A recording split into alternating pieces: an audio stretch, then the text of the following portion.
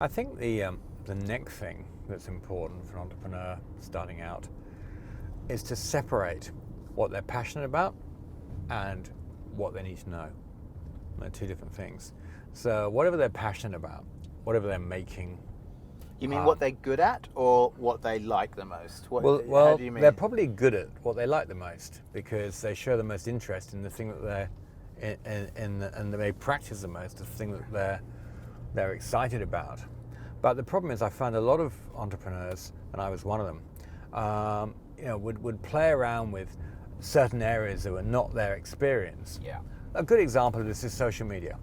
So yes, it's important to be across social media, of course it is. But if you spend all your time training yourself to become a social media expert, and you're only 60% as good as the professionals out there, and you fall flat on your face, suddenly your passion starts to dim for your business. You think, well, maybe I'm not as good as I thought I was. Maybe I'm not cut out for this. And the thing that lit you up, you've lost sight of it, and you're actually being knocked around by the fact that you're not performing in an area that is not your specialty.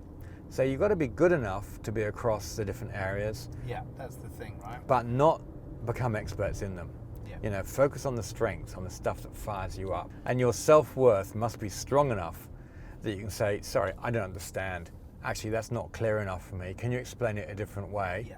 Because you've got to call the elephants in the room, because you have no wriggle room for failure here. Yeah. You're a small business, and I don't say be ruthless, but you have to be very direct.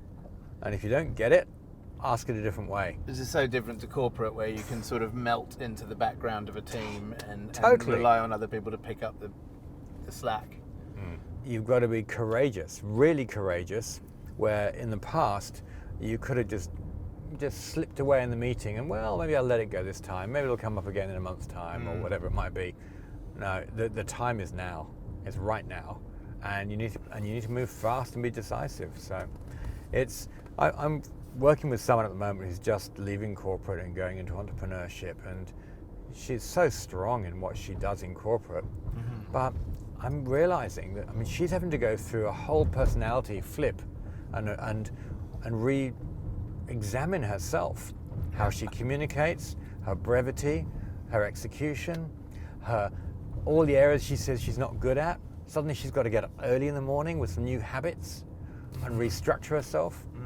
It's actually it's an awesome challenge in life, but it needs to be engaged with both hands.